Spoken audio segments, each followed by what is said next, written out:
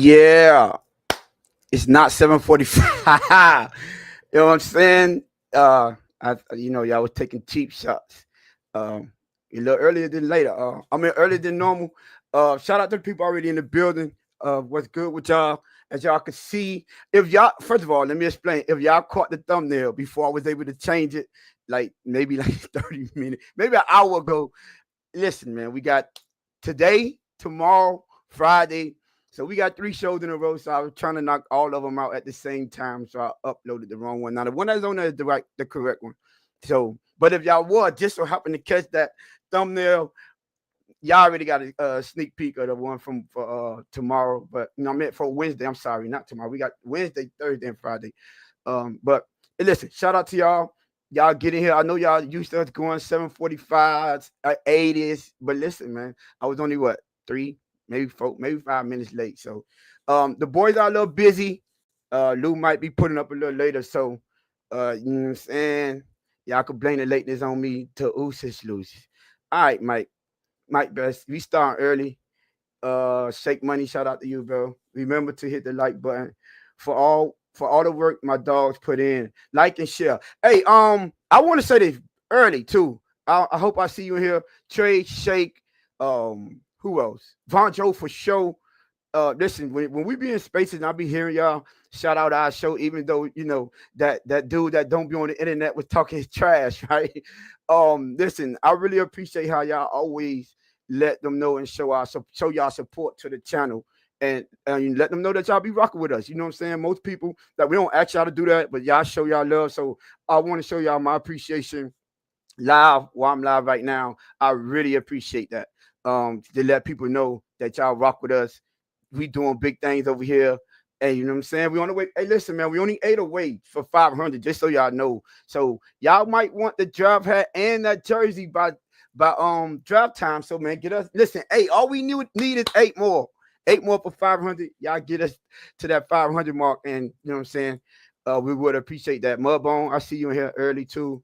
Billy Batson. But listen, before I even start my show, I want to say this to all my Heat fans.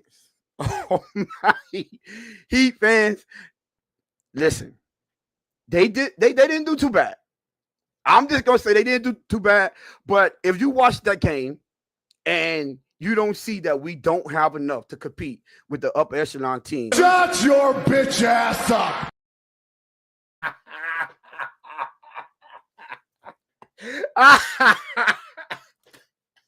Listen, man. All I'm gonna say is this is why I didn't think it was. Now we get swept and be highly upset. I'm telling you right now. For all you fans that wanted to make the playoff just to get swept, like what was it for? You lost 2 draft picks for what? To get in the playoff to get swept? Now you see what? Leave the Heat out of this. No. We give this no. You see what Coach Spo could do with the talent that he have. He's a damn good coach. For all the ones that forgot and was thinking that he was a LeBron James, look at what he's doing with the talent that he have. So we understand that. So why not get him 2 more high picks so he can mold and build them? It like you gotta look for the long. I mean, what you call it? The not the short term, long term. That's what you gotta do for the foreseeable future. That's how you have to address this season. For me, I know you have people that say, I want to win no matter what. Cool. That's what y'all want to do. NBA, NFL is a business. I got to understand that. And to all my Lakers in 5, listen, y'all still could be. Lou running right now because he knew I was going to get on him on the show about that Lakers in 5. And y'all let Memphis go in there. I mean, the Wolves go in there and take one in LA. Y'all let Ant-Man take one in LA. It's still technically Lakers in 5 if y'all want to do that. So don't be running. It's too early. Miami Heat will win Wednesday. I hope so. Don't be real. I went out, got a call last minute, go out, watch the game, taking shots, chilling, vibing. And, I'm waking up. I'm dead tired, y'all. You understand me? Still got to put in work. And they went out there and they lost. I I ain't really had hopes of them winning. I'm not gonna lie. I did. I was glad that in the beginning they was keeping it close, like 8, between 8 and 11 the whole time. So they did that. Boy, life is busy right now, but it's still. Oh, here we go. Yashi. Oh, he can't be on the show, but he in the chat. He want to run. He in the chat, but he can't be. All right. Hey, listen, Lou. Shout out. Y'all already know you shot that text message, man. Hopefully you get take care of your business, man, and be able to make it to the show. If not, I'm holding it down today, anyways. I'm talking trash to y'all, anyways. And shake the Usos loose. No, but anyways, let me get into the show. Listen, do we trust Grier with the 10 draft picks? I just, first of all, I don't think we should make all 10 picks. Let's just get that out the way. I don't think we should. But, and the reason why I'm saying, let me say Grier, not collective. I want to say Christopher Grier because in his press conference that he held, he said that he deferred in the past a little bit more than he actually wanted to. So this year, I'm going to hold you to your word and say, are we trusting you with these picks? I would say this. If you think Mike McDaniel, Anthony Weaver are not going to have some input and influence on the guys that he bring in, then you don't understand how the draft process goes. I'm just going to judge you because the pick that you have, that you initially take, and will end up taking, is going to be on you because you have the final say so. I'm just saying. You said it. So if someone do tell you, and you agree with it, that's still your pick. Tony, 2 flip-flops are out of stock in 2025. That is a fact. Let me address that real quick, Shaq. I'm glad you said that. For all y'all talk about flip-flops and don't come back if Tua have a good season. First of all, y'all been saying this for 5 years. No, you know what? No. Y'all been saying it for 3 years. Since Mike McDaniel got in the building, y'all been saying, all of y'all who don't feel like Tua is the guy, stay over there. We don't want to flip-flops. Well, y'all, first of all, for them to be out of stock, people have to buy them. No one bought them flip-flops. He didn't bring us back over there yet. So them flip-flops should be dusty right now, first of all, because they collected dust. No one is buying that. Look at who. Not Mike Best. Don't do that, Tony. He did great in 2023. Yeah, first round exit. Great job, Tua. First round exit. That's great. That's great. How? Since when did the standard for great start to drop? First round exit is great. 7 points on a fluke touchdown. You know what? I'm not even going to call it a fluke touchdown. It's a touchdown.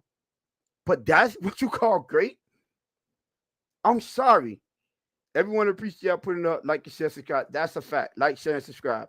Nah, Mike Best, I know you love Tua, but don't do that, man. You start early, man. Before I even get into the topic, you want to talk about he did great. No, he didn't.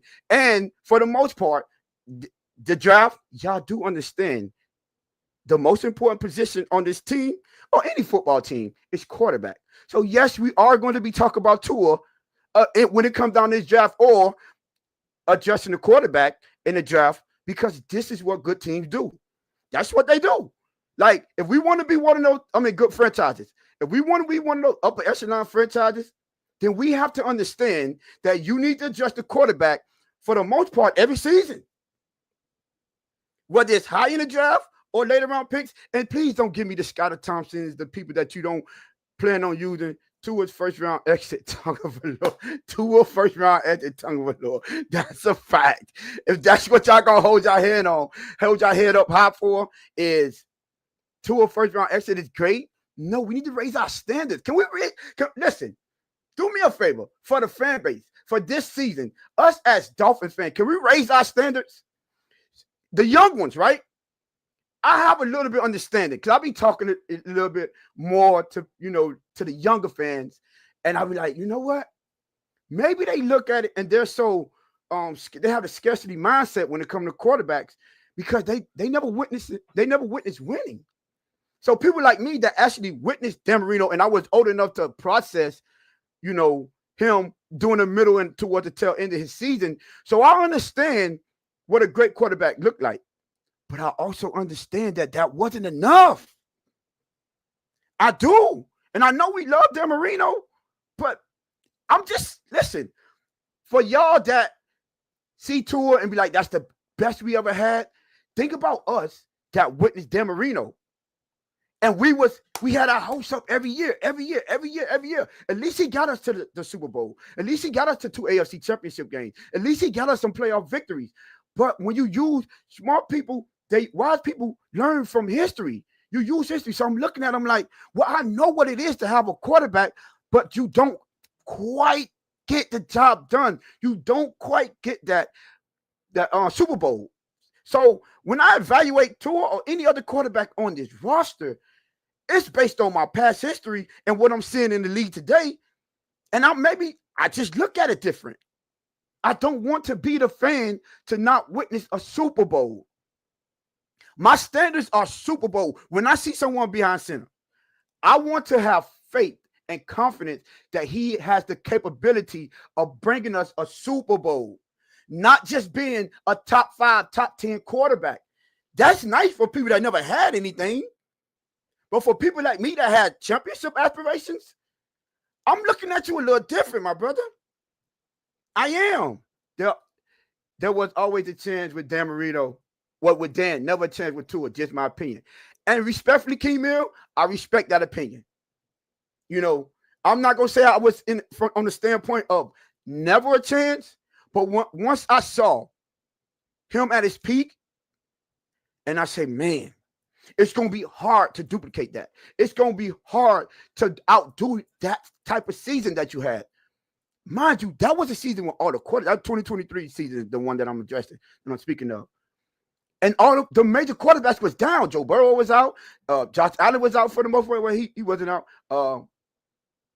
But, Tony, I'm not giving the younger Dolphin fans any excuse. You can look around the league and see great quarterbacks play and say, nah, Tua ain't good enough, and set proper standards. No excuses. You know why I would say I don't expect.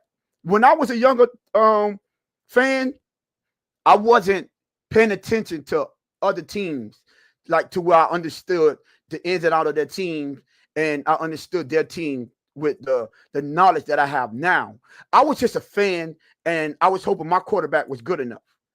And when he went up against those other quarterbacks, I was just hoping he win against them. So I'm saying this right now to give them the knowledge that I didn't have while they're still young. Like, listen, I lived through that. This is the reason why I'm not accepting that as, okay, just being good enough. A good season is not good enough for me. Especially after you pay him all that money. We didn't even get into that part.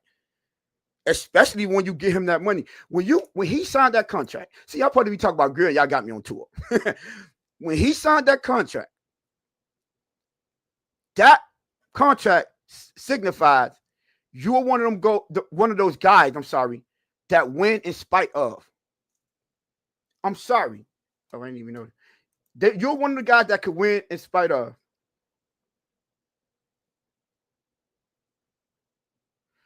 All right. And then what I was going to say, yeah, once he signed that contract, that what that signified. So that's when excuses go out the window. Offensive line, well, we can't say talent because he had the talent around him. He had the tools. They gave him weapons, so we can't say that. But enough with the tool because I could talk about this all day, and I know y'all gonna have me talk about tool all day. Chris Grier, do we trust him with all 10? Like I said before, I don't think he should use all 10. I think he should use some of that capital to move up to get the best quality of players. And I do want to say this. I don't care about this season because I think this season is going to be a watch. I think we're not going to – well, I don't have no – my mindset is that this season is a throwaway season. They're preparing themselves for 26 and 27. So, but that's still, I still want them to start building this team right now in the draft. Like, we don't ignore everything else just because we're in quarterback purgatory, and plus you still have some of the people that still believe it to it. By all means, like I said before, I hope he prove us wrong. But right now, Grier, you must build this team for the future. You know where you messed up? You remember we started off building from the draft and building a team for it. It looked like we were doing so well. He started bringing in some good pieces. And then we got just close, and we seen a little bit of glimpse of success, and then everything went out the window. You was trading for you went and traded for Tyreek Hill. You went and traded for Bradley Chubb, bought in Ramsey. Like, why didn't you just keep that same energy when you was building? So you went from building from within from the draft to win now mode. I guess you seen LA Rams get they one and done, and you thought that was a better road to take. I didn't. I wouldn't win. I would have never went into that direction. Billy Bassett say, "Let the collectors cook." I would have never went into that in that direction, because at the end of the day, you teams that have sustainable success and year in and year out, they always win in the draft. They always build from the draft. You do have those teams that come in and get people in free agency, and they have that quick fight, maybe 2, 3, 1, 2, 3 at the most good years, and that's it. All 10, bro. I don't trust Grier to drop a fantasy team, no less an actual real life draft. He gotta earn it at this point. I guess nonetheless, you want to say an actual real life job. Cool, Von Joe, I got you. You know, do y'all think Chris Grier? Because I wish I could put him up. I want to go. I had it earlier. I didn't save it. All of his draft. I don't think Chris Grier is as bad as a drafter as we make him out to be. Now, he made some misses, so I'll give it to him. He made some misses, but I don't think it's as bad as we make it out to be. You do have the Grier haters. He's not going to do nothing right no matter what he does. You know, and okay, cool. Y'all have that. Y'all can have that. But can we start to, when we judge him and critique him, come on, can we get him? Can we be at least objective? We're gonna be way better. He said, okay, think about this.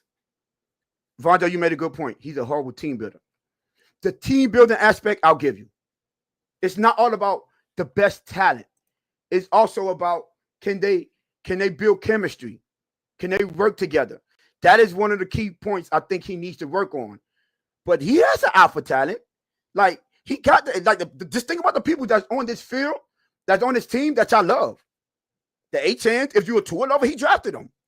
If you love Achane, he drafted him. Like, think about it. If you love Waddle, he drafted him. If you want the one that loved Jalen Phillips, he drafted him. Xavier Howard, he drafted him. Just name a lot of people that we brought in.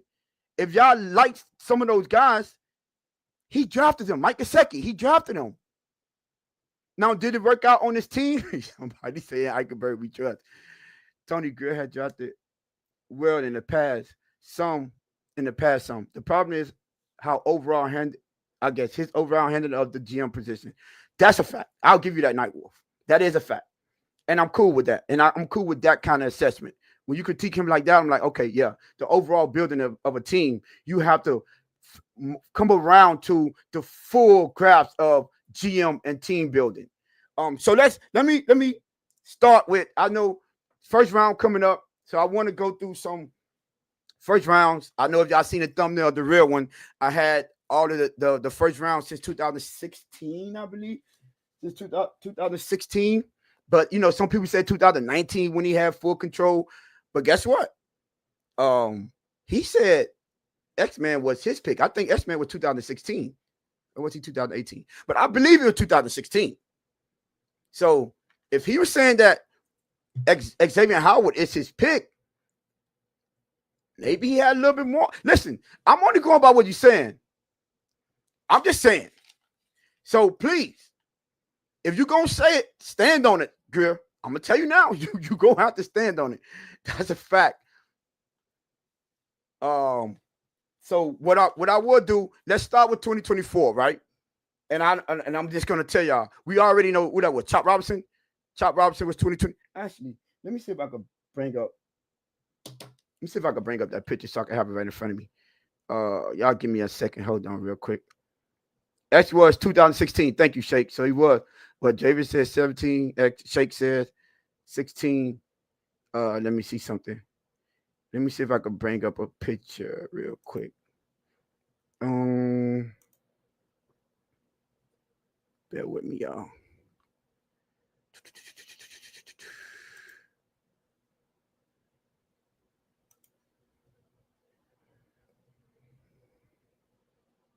Bingo. I got it in front of me. There we go. So let's start with 2024. Chop Robinson. Now, if y'all been listening long enough, then y'all do understand me and Lewis particularly had an issue with this pick. Mainly because, listen, Brian Thomas Jr. is right there. Brian Thomas Jr. was right there. And if you remember what I said about that draft, why would I take Brian Thomas Jr. over Chop Robinson? It's because I believe we had to get ahead of this Tyreek situation. I knew it was going to become, I was like, he's becoming problematic. He's becoming troublesome. And we need to get out of here. We need his replacement in the building. I understand they got Waddle. And at that time, Waddle was still having a little injury concern. He's not 100%, right? But you need that other receiver opposite side of Waddle to keep this offense as a dynamic offense, to keep this offense as a threat. So I'm like, Brian Thomas Jr. makes all the sense here. Understand, and you know what? Let me go ahead and let me remind y'all about something. Y'all remember when we was talking, we would be in spaces, and we were talking about Jalen Phillips. And I was telling everyone that he was going to be ready for week 1. I watched how his recovery, I watched how he was moving, and I gave y'all, because everyone was like, who came back from Achilles and played top level? And I gave y'all Terrell Suggs. A lot of people didn't know that. And he came back, and he was, the following year, he came back, he was Defensive Player of the Year. So I'm like, Terrell Suggs, he was in shape, freak of nature, cool.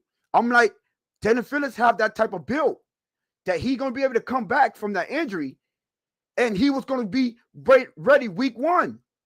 What happened? He was ready week 1. Everyone was like, no, you crazy. No one come back from an Achilles, and he had to push off. I'm like, I'm telling you, bro, he's going to be ready. He ended up being ready week 1 with no limitations. Granted, he got injured, but listen, you could have brought in there was people out there to bring in at safety. At that point, they still had whatever to do. I forgot Shaq Barrett over there from Tampa and things of that nature. So I was looking at it like, man, I get you on the DN. Maybe he would have dropped. Maybe he wouldn't have. But listen, grab that receiver for the future. Chop wasn't proven at that point, it's in terms of production when it comes to sacks. He wasn't proven yet. So I thought Brian Thomas, I think at that year, he had like what, 15 or I forgot how many touchdowns. But he had a lot of touchdowns, like 16 touchdowns that year or something, like 16 or 18. So I'm like, man, you go get Brian Thomas Jr. and you could have traded for Tyreek and got some capital back. He had value that year. Imagine coming off being voted the #1 player in the league. That was a no-brainer. To me, that was a no-brainer. But hey, they went Chop Robinson. I want to point this out. I did a little homework, right? We said it before. We could have. What else is the issue right now? We got to trade Ramsey right now. Because y'all mentioned was there. He was there he was there. Yes, he was there. I think he was like in the 20s. He got drafted. Also, Cooper DeJean was there. Cooper DeJean, like these players we could have got in the second round, and Cooper DeJean was there. They could have. Imagine you use Tyreek, right? Get you another second, because at that point you could at least got a second for him. Maybe a second in the 4th or second in the 5th. Get you another second, and you could have had Brian Thomas Jr. and a Cooper DeJean. Now you got a young core that you're building with. You do. Use that capital to go get your guy, and you have, bro. To me, that's when y'all say they need to get out ahead of things. Why people don't point that out? But the question, Tony, is will Cooper DeJean be as good at a Dolphin uniform? Yes. Yes, he would have. I think Anthony Weaver would have worked wonders with him. Now, he's a D-line specialist, but look how, look what they did over there in Baltimore with Hamilton. or Hamlin. I think it's Hamilton, whichever one it is. Look what they did over there. Yes, I think he would have had some success with him. I'm sorry. He just is. And a player is a player. Let's be realistic. Defense is more based on instincts, anyways. Now you could dial up a right play, but for the most part, them defensive players that be them ones, like the Aries of the world, listen to his story. The Troy Potter models of the world, they say all about their instincts and their knowledge of the game, how they do homework, and they do things that wow their coaches. Coach ain't told you to do that, but his understanding, because when you're on that field, it's different. That's a fact. It's 32 of y'all in here. Make sure y'all like, share, get us Trust Grier with picks. He put Kenneth to. Make sure y'all listen. We ate away from the 500. Make sure y'all go subscribe, hit that notification bell, and put it on all. But yes, and if you don't hit your like on the way in, hit it on the way out. You know what I'm saying? But don't go nowhere yet. But yes, so I do think he would have been a dog is a dog. A playmaker is a playmaker. So that's the thing when I'm saying you don't create those players. You bring the best out of them by putting them in the positions that best suit their skill set. But as far as how he was going to perform, yeah, I think Cooper DeJean would have been great here. Graham Barton, I don't know. Would y'all rather, with all the offensive line that we need, would y'all rather have had Graham Barton? I would have. And this just is my opinions. Y'all can have a different opinion, but these are the type of players that I'm like, I would probably prefer them from a need standpoint and the type of team that we building. I would prefer to have these type of players because these are young building blocks rather than, a Chop Robinson. I'm not mad at Chop.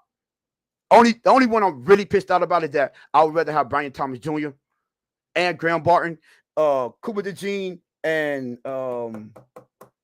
who the other one? Quinyon Mitchell. Quinyon Mitchell, probably too. I'm not gonna lie. Cooper DeJean and Graham Cooper DeJean is the one that's probably on the fence for me. But Mitchell, Brian Thomas Jr., Graham Barton, yes, I would rather have all three of them over what we got with Chop right now. I think it would just suit us better. It's just my opinion. I'm sorry. You still got, because you still could use right now. You gave Phillips on the 5th-year option, so you still have another season to where you could bring in an edge. And also, let's see what they do with Bradley Chubb. When Bradley Chubb was healthy, he was doing pretty good for this team. Let's not act like he wasn't. He was doing damn good for this team. Now, injuries is the concern with everyone, so I'm not giving that excuse. Javier say Graham Barton should have been the pick. Trenches facts. But yeah, so the 2024, it's just 3 players. Cool. I would rather have them, but nah, I'm good. Hey Trey, I see you in here. Listen, bro, I appreciate you. I appreciate how y'all be holding the Blitz pickup down when y'all be in spaces and letting them know it's the new hottest channel around. I wanted to make sure you was in here. You heard that from me, my brother. I really do appreciate it. Now, 2023. 2021. No, why did I skip? Oh, because we didn't. Oh, okay, yeah. These are the first rounds. 2023 and 22, we didn't have first rounders. We didn't have first round draft picks. But I put in my note, our first pick in 2023 was Cam Smith. Second rounder, y'all. Cam Smith. Now, I'm going to tell y'all a couple names that we could have had other than Cam Smith. Rasheed Rice. I would have rather had him on the team. Now, he got injured towards the end of the season, so cool. I'll leave it like that. Tyreek Stevenson, the cornerback, we could have got him in the same second round. We could have got him. Bro, Tank Dell. We could have had Tank Dell. I think Tank Dell went in the 4th or 5th. I think he went in the 5th round. 4th or 5th. If anyone of y'all correct me if I'm wrong, but I think Tank Dell went in the 5th round, if I'm not mistaken. So we could have got him easily, had Tank Dell. But it is what it is. He got injured. Why is he injury prone? He got injured one time. Oh, I'm tripping. I think it was the only time he got injured. I think Nico Collins is the one that been injured for the most part. But if you don't like Tank Dell, What about EC? Okay, cool. What about Puka Nacua then? Would you rather have him? He went in the 6th round, didn't he? Puka Nacua. Y'all want a tight end, Tucker Kraft?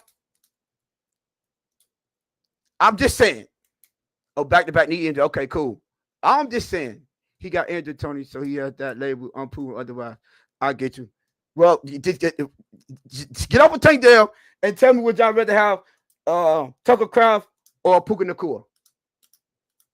We could have got Puka Nacua and he went in the 6th round. How would he look on this team right now? You know, miss me with the Tank Dale. Cool. I got y'all. But what about that?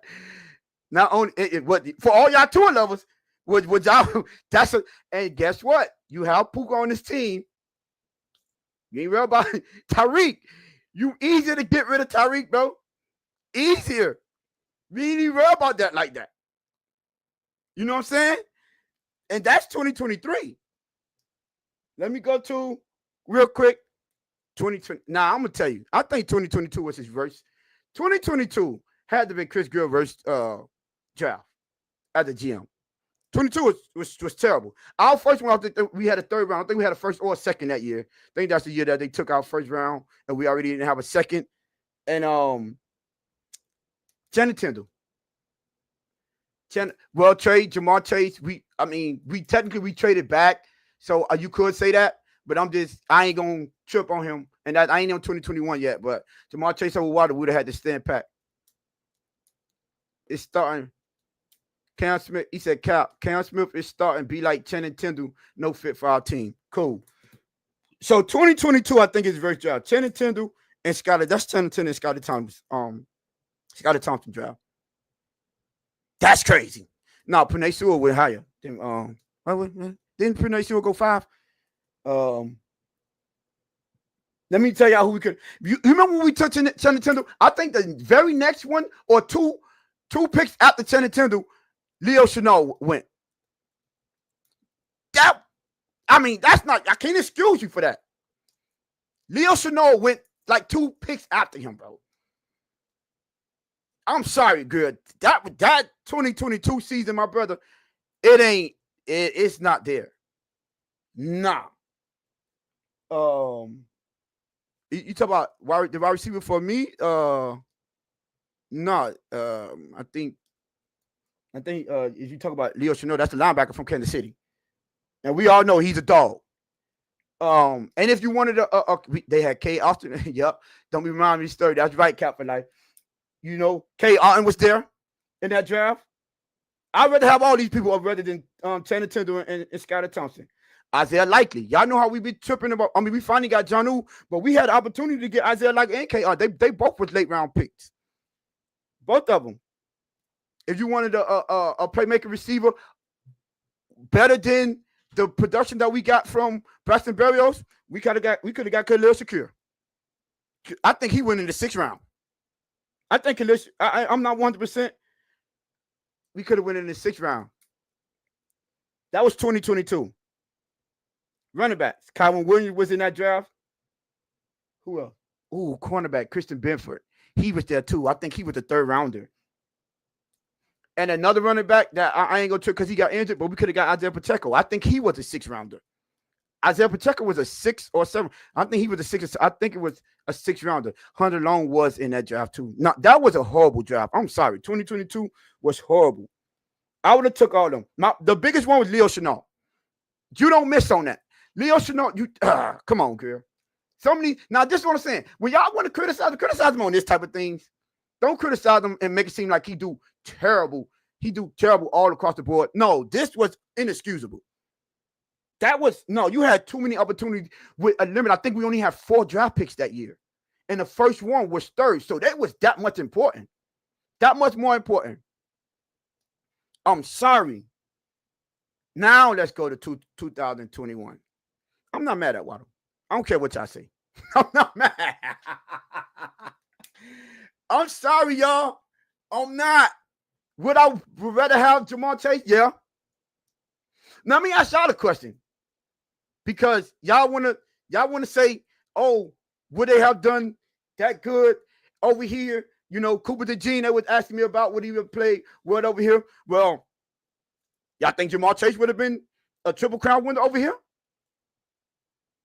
Do y'all? I'm just asking for a friend. We got to keep the same energy. Do y'all believe if we get Jamar Chase over Waddle, is he a Triple Crowner? I think he still be that dude. But Triple Crown? I don't know. Game Boy say yes. Trey say yes. How would Tua get injured every year? How? What year would have been? 2023? Please explain. What year? I'm sorry, bro. I'm Waddle in the Hall of Fame for rookie reception. Not anymore, Trey. Sorry. First, Puka Nacua took him out, and then the tight end for the Las Vegas Raiders. I forgot his name. Came from Georgia. He has the record now as a rookie, so his jersey not in there anymore. Sorry. I see a lot of. I don't think so. Tony Tyree got 1,700 yards 2 years in a row. Cool. His best season ever. Cool. I'm not asking you would he have his best season ever.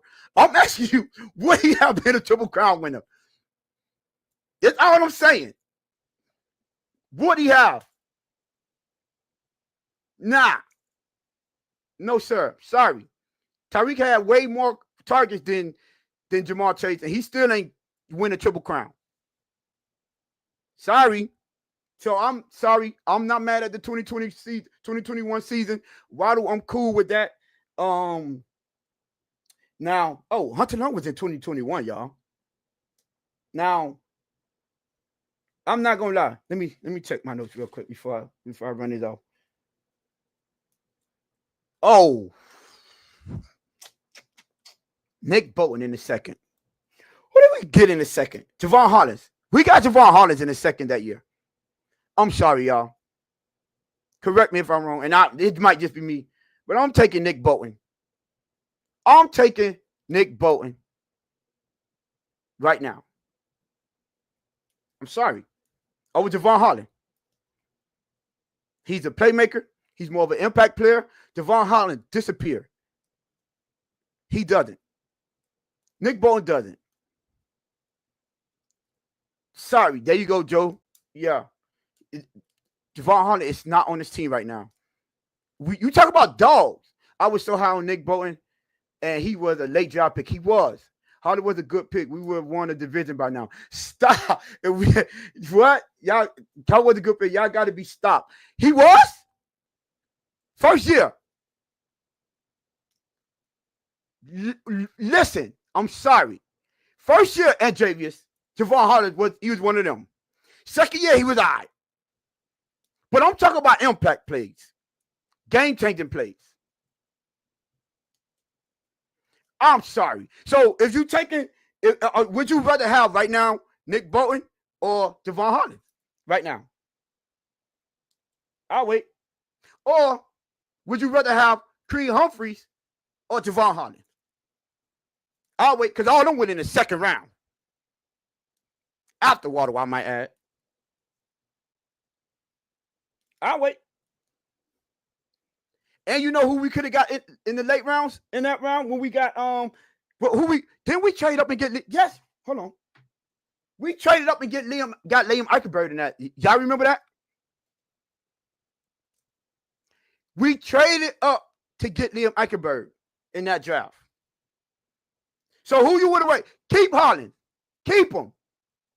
Would y'all rather have Liam Eichenberg, Nick Bolton, or Creed Humphreys?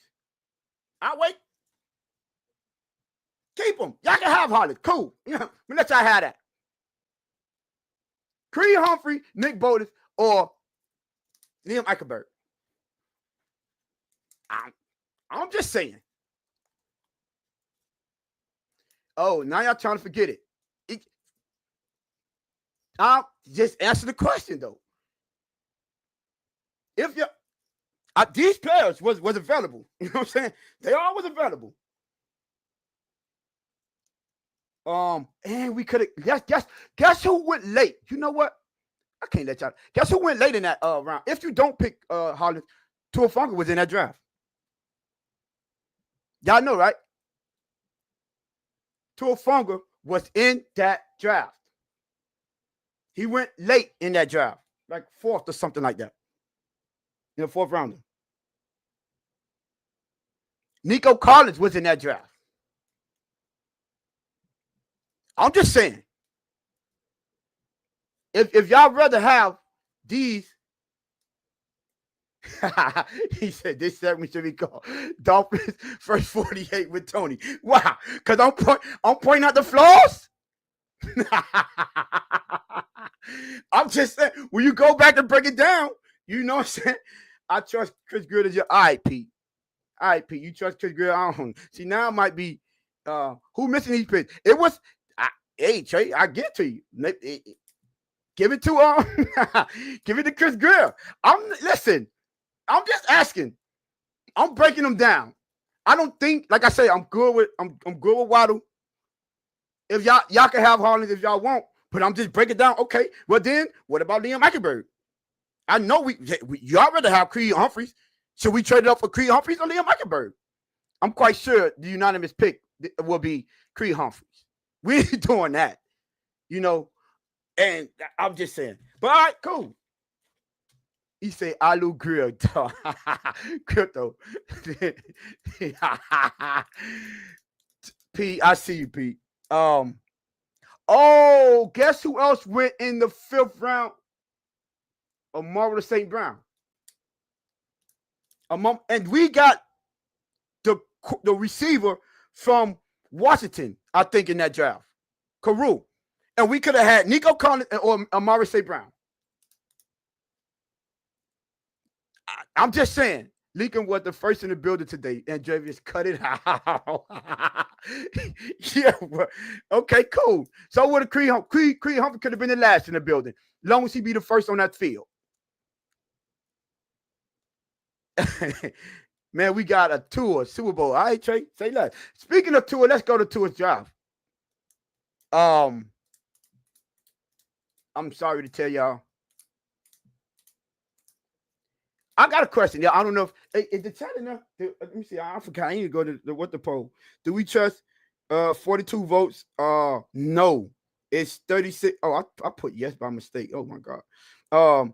Yeah, okay. No, we got 63 to 37 no with 43 votes so far. All right, cool. But listen, let's go to the tour draft. Are y'all still making that pick with tour? I'm asking for a friend. Are you still making Tua Tagovailoa pick in 2020 draft? Or are we going elsewhere? For orange jersey receipt. Trey said no.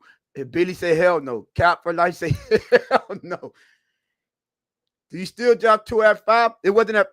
Was he at 5? Was it Tua? Yeah, he was 5. Yes, he was. 5th overall. Now, that's a great question. That was my follow-up question. Who you picking, though? Who are you picking at Tony? Tell your friends yes. Taking Tua 20 times out of 20. Tracy.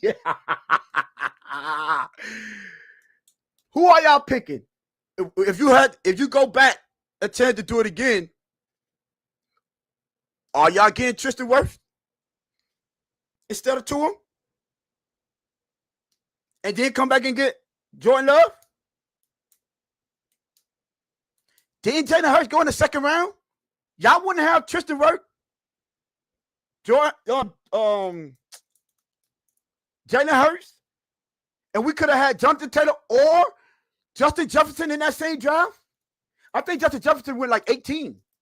We picked Austin Jackson at what, 19, right? If I'm correct me if I'm wrong. Did we pick him at 19? Jordan Love is well, I ain't gonna say overrated, but I'm not mad at anyone saying that they wouldn't pick Jordan Love either. But do you think this team would be better with Tristan Wirfs, Jordan Love, and maybe a Jonathan Taylor or a Justin Jefferson? But if you take Justin Jefferson, you have to take out Austin Jackson from the right tackle. Is that team better equipped to win? I know the trenches are way better. Tristan Wirfs is a all-pro on both sides, left and right. I'm sorry. If y'all not going Joy Love with 2020 hindsight, would y'all have taken Jalen Hurts in that draft instead? I'm asking for friends now. I'm not trying to be a big bully. I'm just asking for a friend, man. That's all I'm asking. We just sitting back, relaxing, kicking back, cooling. You know how that go. I'm just asking. Now, instead, in two, we got Noah Igbenati, right? Traded up to get Noah Igbenati. Y'all know who instead of getting that cornerback, y'all know we could have had Xavier McKinney or Antoine Winfield Jr.? More specifically, Antoine Winfield Jr. We don't have safety issues. We're not moving off on Antoine Winfield Jr. like we're moving off on Javon Harlan. Matter of fact, think about that. If you have him, then you're not getting that pick in Javon Harlan in 2021. Think about it from that standpoint. Then you might go get the Nico Collins or the who else was in that draft? Let me go back. The Nick Boat and the Creed Humphreys. Ooh, Ramondre Steve was in that draft. They running back. I'm just saying, if you get him, Tony, that friend Alex or Lewis, I too am asking. Tony, is that friend Alex or Lewis? I'm too asking for a friend. Shake money. Noah / Eichenberg, all the proof I need for Grier's job. I get it.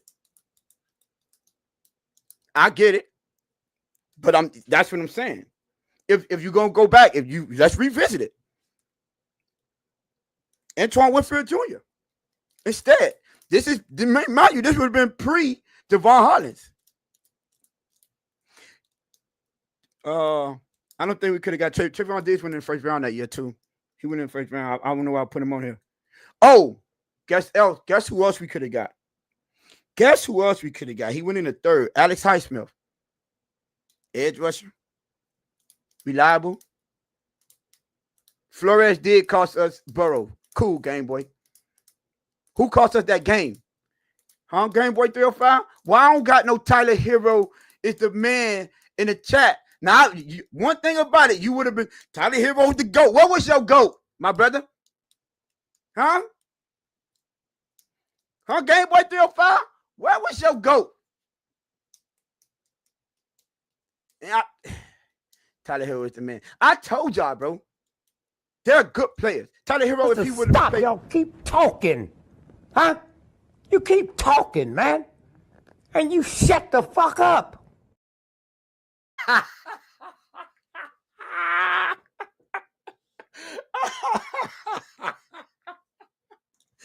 All I'm saying, hey, well, hold on, wait, Game Boy. No habla inglés. Oh, you speak English now.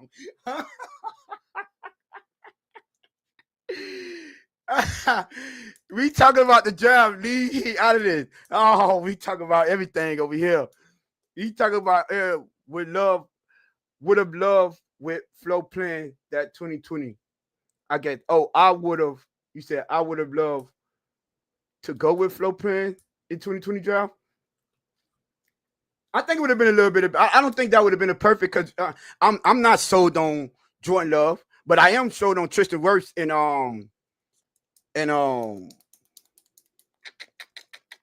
Jonathan Taylor. I am sold on them. So cool. I would have took them in that job. I think this team would have been way better off. Some of y'all wanted Deshaun Watson. Yes, some of y'all did. That season, got over the Lions, right? I'll give it to you. That season, he was one of the young hot talents coming up. He was coming off a season that he led the league in passing that year. You know, all y'all love that with a terrible team. Now, 2020 hindsight, hey, listen. Hey, Grier, you dug that one, huh? Well, I think Stephen Ross ain't, he ain't get all them senators. So shout out for us ducking and dodging that one. But hey, listen, man, we all listen. Just like I don't expect Chris Grier to bat 1,000. Listen, we all us as friends, we not batting 1,000 either. I was a Washington Kenneth Donald Sensei. He looked good in Houston, no cap. He did, Gato, but that was it though. You know what I'm saying? But yeah, so that was 2020. Now the one that 2019 is the one that we all say was officially when he took over for 100% the role. I don't know. What do y'all think about Christian Wilkins? If I'm not mistaken, didn't Dexter Lawrence go after him? Didn't Jeffrey Simmons go after him? If I'm not mistaken, the defensive trenches, I would have probably took him. And you know how we always talk about safety, right? Quadruple down on D tackle. He should have got 2 of them. Yes, he should have. He should have. Could have got a linebacker too, Dre Greenlaw. We could have got Dre Greenlaw in that draft. 2019. Dre Greenlaw was a 5th round pick. Did y'all know that? Y'all know we could have had CJ Gardner-Johnson in the 4th round that year. I'm not mad at him because he was, I would say he was just starting off. So but he was a scout and a talent evaluator for a while. So some of these you have to do better on. Like if you missed on some guys, it's cool. But the guys you take, they can't be far off. He said, I'm talking about this week at Tony. We talk about this week about what? My bad, I missed one. Oh, quadruple down on the D tackle. Okay, Billy Batson. I don't know about that, bro. Not this season. I mean, there are some talents. I would get 2 of them though. I wouldn't be mad at them getting 2 D tackles this year. I would not be mad at that. I'll give y'all that. I'm not if they give us 2 D tackles. Listen, you know what? I'm so glad I ain't got to get no pushback on this show. Trenches are the most important positions on this team outside of quarterback. Y'all can have a positional group. Y'all can have the skill players. I'm telling you, bro. Trenches make everyone else's job better. Now, granted, a quarterback could win and negate all that. But for the most part, if you have your trenches intact, your team will always have an opportunity to compete. Just think about that. For the people that don't understand, see, it's the big uglies, and it's not the glamorous, the glamour position, things of that nature. So people don't too much like to pay attention to it. But when you're building a team and you want a franchise to have some sustainability, you have to have them trenches intact. The trenches will carry you, bro. For real, for real. Super Bowl movie night with the wife tonight. Just passing through to hit the like button. Shout out to you, Triple S. Shout out to you, my boy. Let me get Talik Williams, my brother. Holla at Ohio State. Tell him, man, let that man fall in the 3rd round. We'll grab him. Real question, Tony. Real question. Tony, what does Tua have to do this season for you to believe? Say he wins a big game, playoff game. Do you still say move off of him? Yes, Mike Best. Yes. Let me tell you something. If Tua win in spite of, let's say the injuries happen and he does that, that's the only thing that will convince me. But if this team stays intact and he wins big games and he wins the playoff game, no, I'm not fooled, bro. It's fool gold to me. Enders are the trenches. Nola has character issues. Good. Bring him in, CCR. We try to leave weakness and these soft players in the locker room anyway. Bring them in.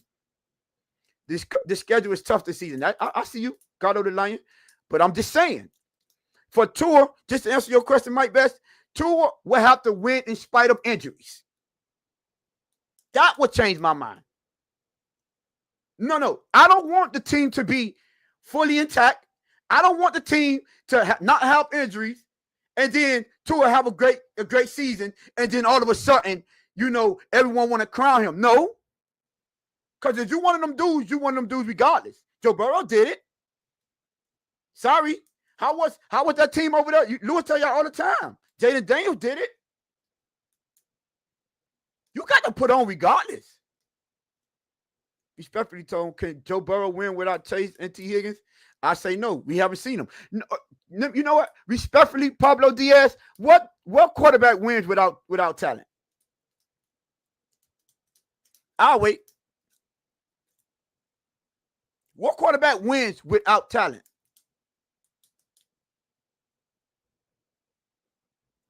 I'm trying to figure it out.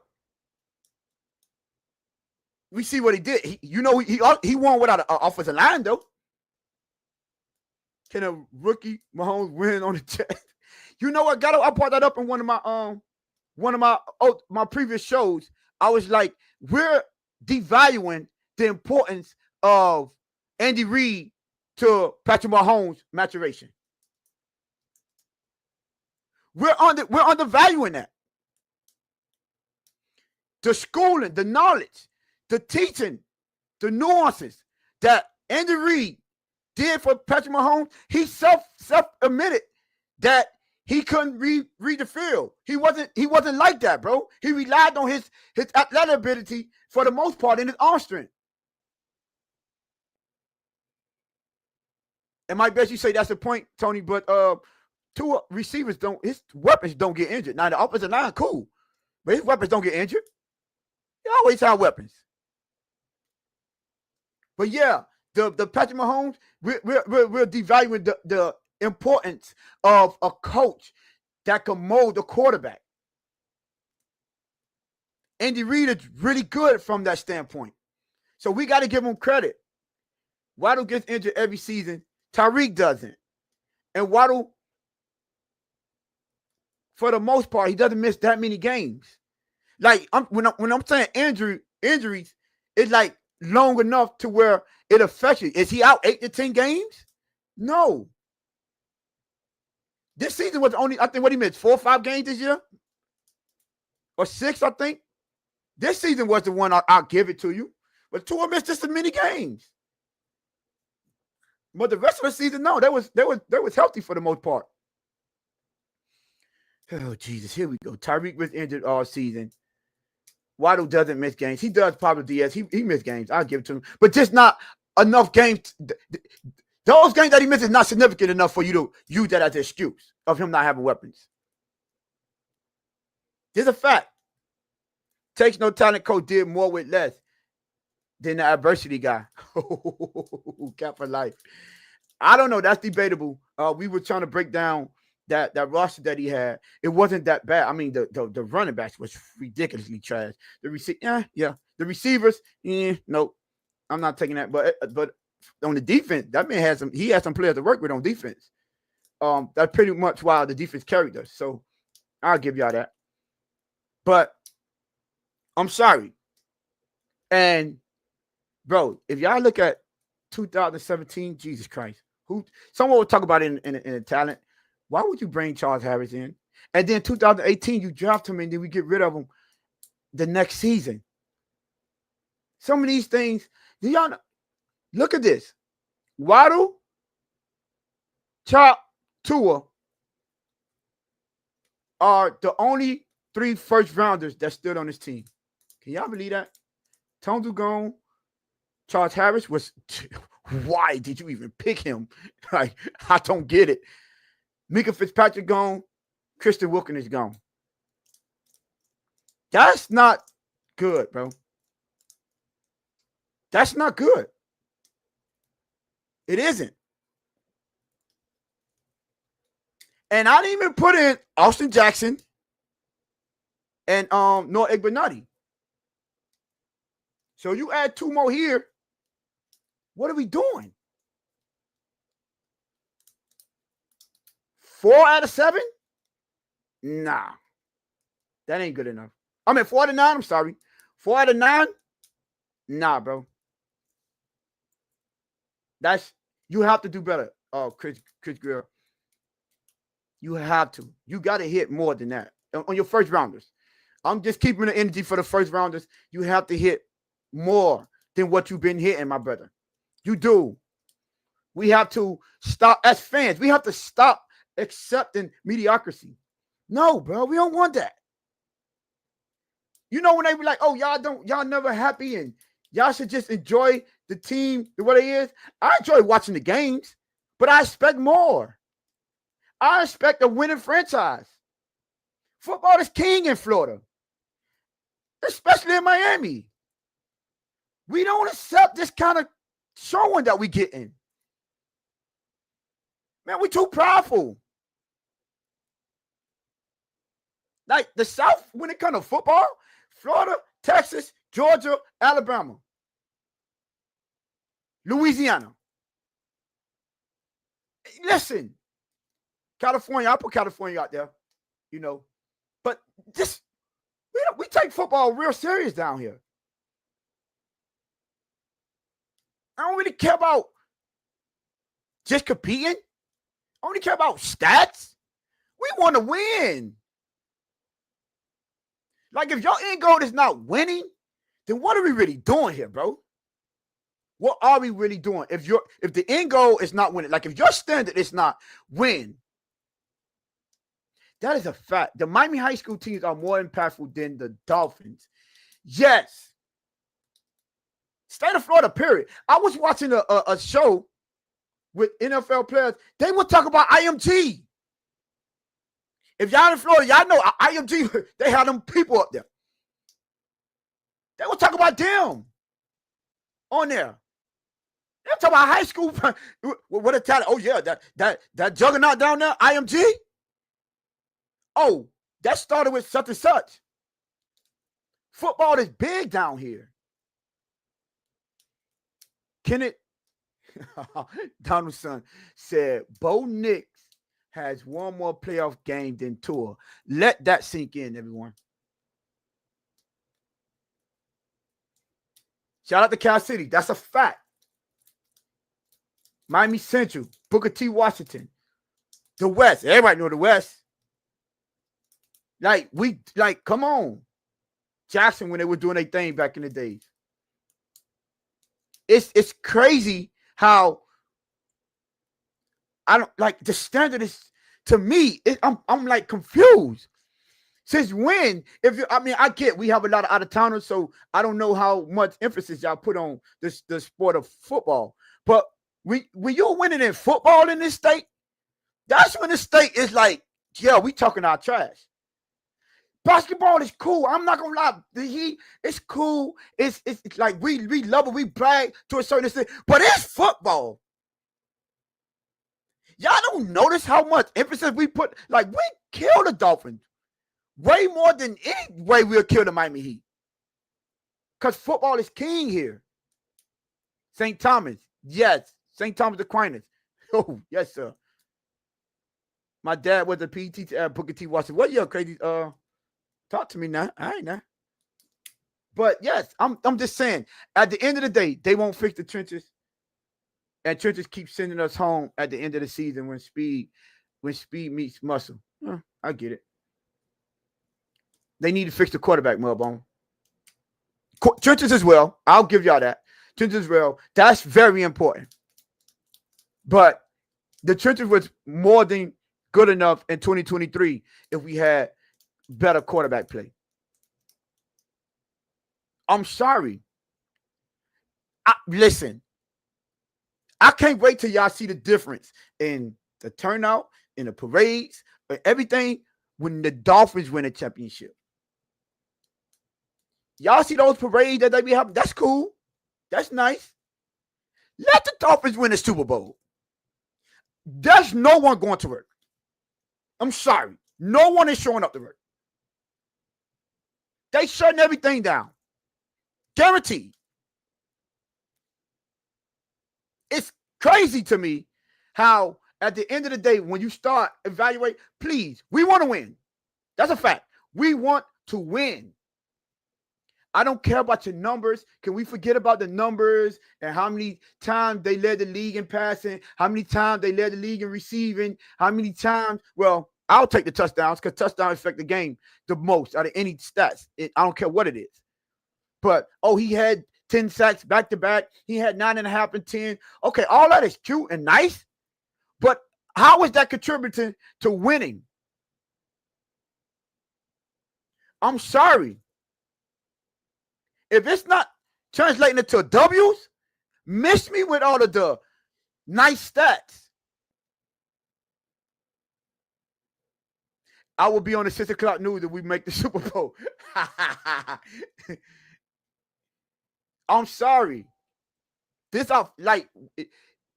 the end goal is not just put a winning product on the field, you could miss me with these nice trades and bringing in the big names just to make the team look good, just to get on the news so they could put you on ESPN, breaking news. Dolphins trade for whoever. Man, bring in someone that's going to bring us a championship. Or some people. That's the type of people, these are the type of moves that I want our team to start making, not the glamour picks. Tone, did you go to the first heat championship parade in Biscayne? Yes, sir, Pablo, I did. Yes, sir. Most definitely did. But listen, for here on out, I don't know. I'm not going to tell y'all how to fan, but I will say this. Can we please, for me, let me get rid of this. Get rid of this. I want y'all to see me up close. Move from the studio. Listen, can we please raise our standards? And our standards should be winning football. Mudbone said, you're more worried about winning than Grier is.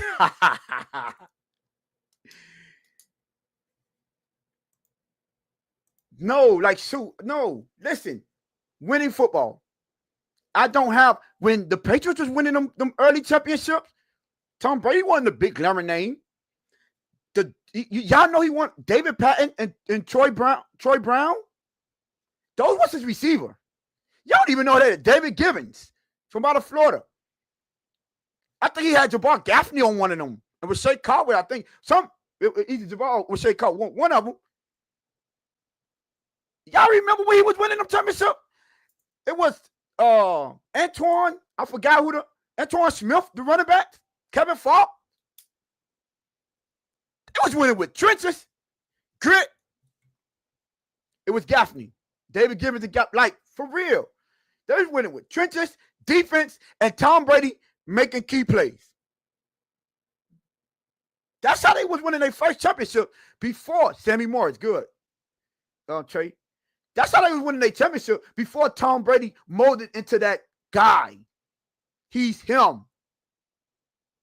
That's how important being built inside out is. Because when you do get the guy, there you go, with tight ends. They were winning with tight ends. You hear me? Danny Woodhead. Yeah, y'all naming them all. But I'm just saying, remember those teams. They were built defense first. They had a quarterback that didn't make mistakes. He made key plays when you needed him to. When he first started, when you needed to drop, that man was clutch. That's what he was known for, being clutch. He wasn't killing the league, lighting the league up. He was a clutch player, bringing me in winners. Bring me a winner, and I'll be satisfied. How many people outside of Tom Brady do you think would have on them Patriots roster would have been voted number one player in the league? When Tyreek was in Kansas City, he wouldn't have been, the quarterback was rated number one player in the league. I'm just saying. We want winning quarterbacks. Well, winning players, period. But bring me in a guy that's going to win when we need him to win, when it's most important. When it's crunch time and when it's time to be clutch, that's when I need you, bro. Look at how many games we was tied, 14-14. The whole game. Or we down 14-21 the whole game. And we just need a clutch moment to get us over. The game in Buffalo, when we barely lost that game. We just need a clutch moment. That's all we needed. Kansas City, come up in the clutch. In Germany, that game.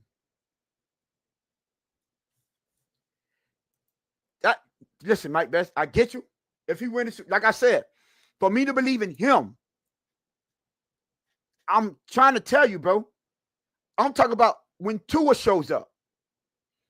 It has to be in the clutch moments. It has to be win in spite of. Your quarterbacks, they have to show up. Your captains, period. Because Tyreek folded to, I don't know why. Like the people that still, you know what? The people that rave and want to get rid of Tua, y'all should have the same energy for Tyreek as well. That man fold every big game. He folds every big game. And no one complains as much as we complain about Tua. Now, I get it. Quarterback is the most polarizing position. But Tyreek fold. I could go to the one we AFC Championship, AFC East. I'm sorry, I keep on AFC East division on the title on the line. Y'all know before he threw that interception, two drop prior to that, Tyreek dropped a potential touchdown. The two drives before that, Tyreek dropped a first down to keep the drive going. Y'all do know that happened, right? And then that would have been another notch into his belt that he came up in the clutch. That would have went a long way.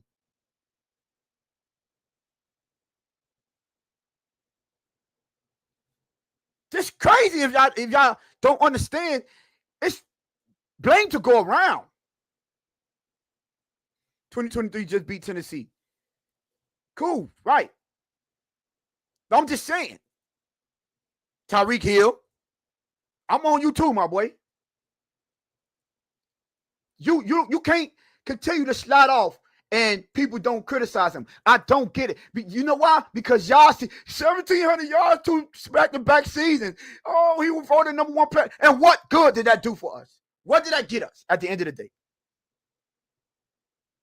How did that help contribute to us meeting our in-season goals? You remember the goals that they said? The first goal was win your division. Facts, Trey. He had a meaningful drop or fumble in each big game since 2023. I know what you meant. Win the division. The blame buck starts at the collective. Cool, Billy. Remember our first goal was win the division. We had an opportunity to win our division. Tyreek made 3 drops in that game in the clutch moments. 3 of them. 2 was potential first down. 1 was a potential touchdown. Win the division. First goal check. Now you get a home game. You play better at home, better chance of winning a playoff game. Second goal check. Then we can talk about Super Bowls and all that. We got to start up. You got to crawl before you walk. We can't even win our division. Get a playoff victory. Those should be our goals. And if the team that is assembled, right, cannot bring you that, why are y'all holding on to these players? Can somebody explain to me why are we holding on to players that not bringing us division titles, playoff wins, and Super Bowl runs? Because I thought it was the logo, not the name on the back. Are we Dolphin fans or are we fans of these players? Because you can't complain about the Alabama fans coming over for Tua when you're doing the same thing because you don't want to let the players go. Forget about Tua. I bought a Javon Hollis, y'all all in y'all feelings. I bought a Christian Wilkins, y'all all in y'all feelings. We bring up Tyreek Hill, all in y'all feelings. What are they bringing to us? For us to say, no, let's keep those players. Can we point out games that they showed out and they did everything that they can and we still lost? And I'm talking about multiple, not one game here and there. Like the playoff when Skylar Thompson played. Defense played lights out. Cool. Y'all need to do that on a consistent basis. That's what championship team does. They win consistently. They make plays consistently. You know when you get your name, big players, your name, you make a name in the playoffs. You make a name on prime time. That's when you make your name. Why is Tua being so critical? Criticized so much? Because how he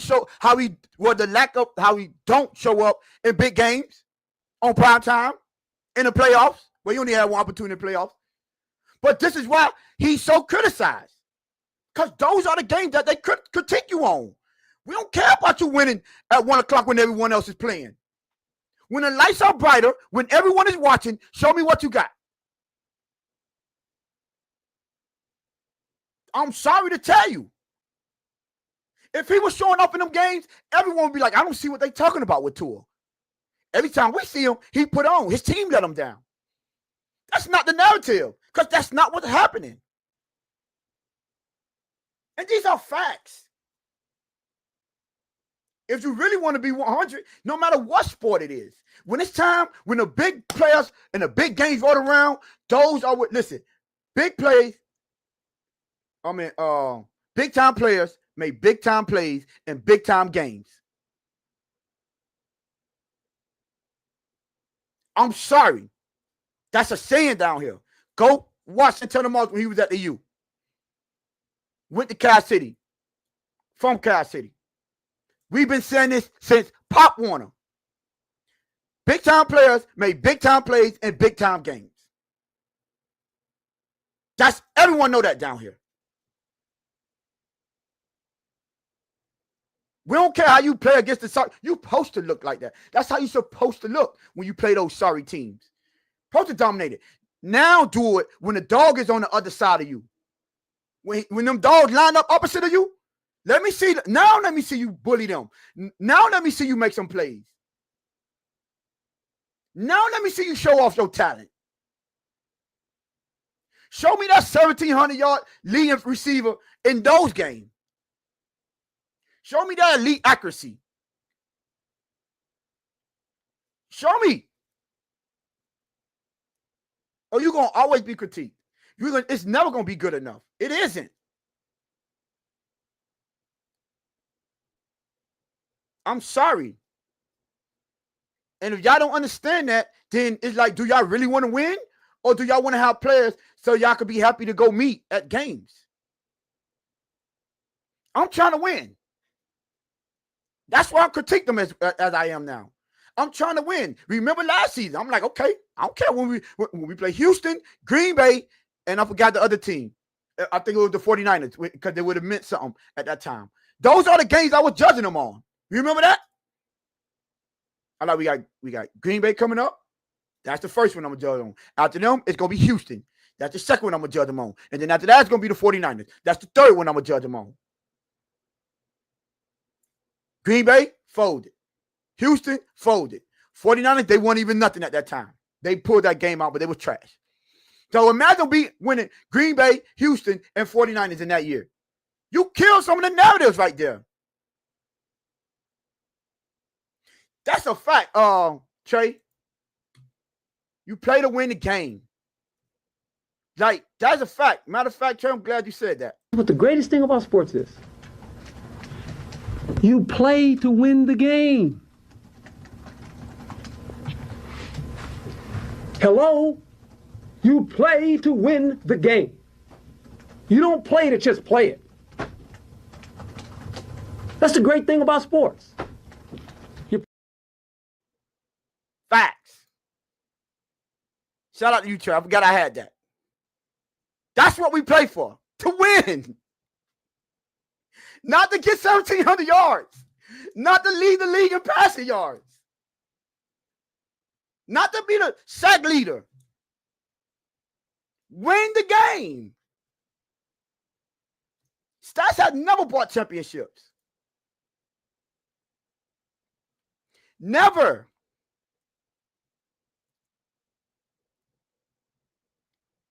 So all I'm going to say is, listen. Stats are cute. I'm sorry. Players, if you want to be favorite, that's cool. But W's. That's when I want us to rack up on W's, not stats. Can we rack up on them dubs?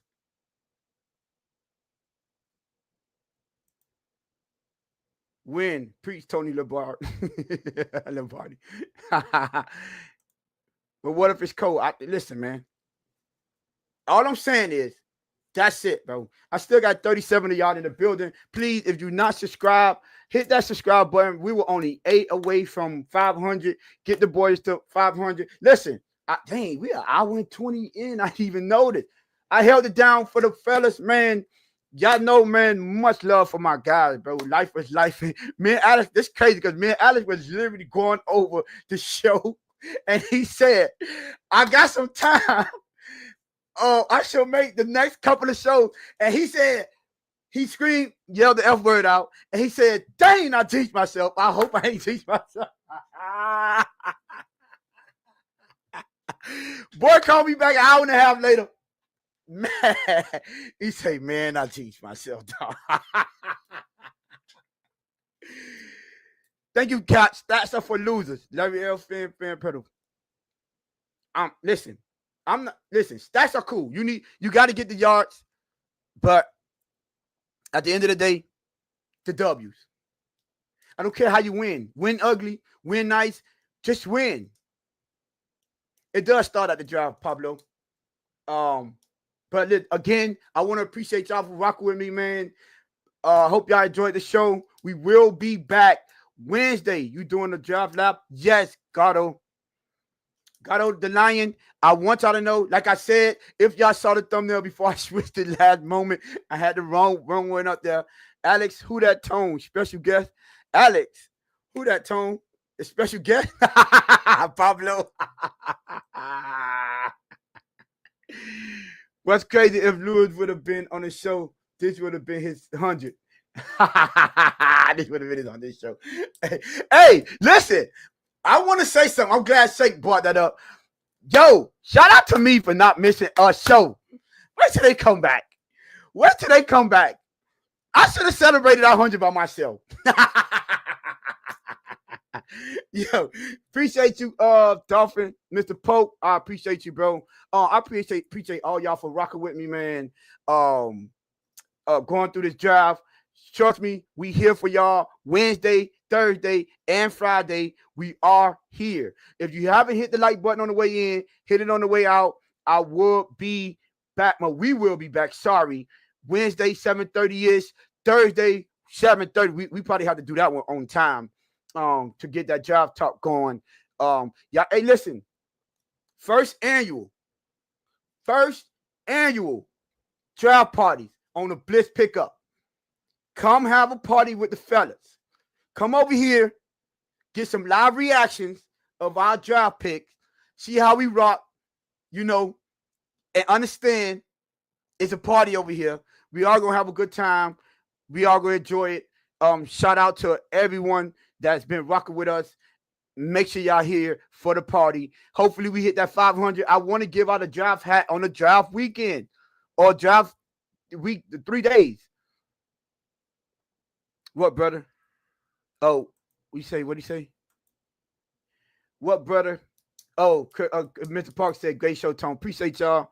Salute, Tone. No sick day for you. Hey, I'm not. That's a fact. I was out listening. I was out watching the Heat, got pissed off. Oh, before I leave. Oh, y'all. I told y'all. He showed up. Playoff Jimmy. Let me stop. I ain't gonna I'm gonna wait till they get on the show. But listen, 7:30 is Wednesday. That's gonna be our pre-draft show. Thursday, draft party. Friday, job party. Saturday, I don't know, y'all. We might do Saturday, you know what I'm saying? But yeah, we doing a remote job party. We doing a job party here. Facts. He said, nah, don't do that. Drink Kool-Aid responsible. If that's what you call it. You about to wear a shaking my head hate a t-shirt. Hate a t-shirt, I think that's what he is. Yeah, that's right, Crypto is. But listen, man, appreciate y'all. Catch y'all on the next one. I ain't got to worry about Lewis saying I'm ending the show by myself. Shout out to y'all for rocking with me. Peace. I'm out. Appreciate y'all again. Boom.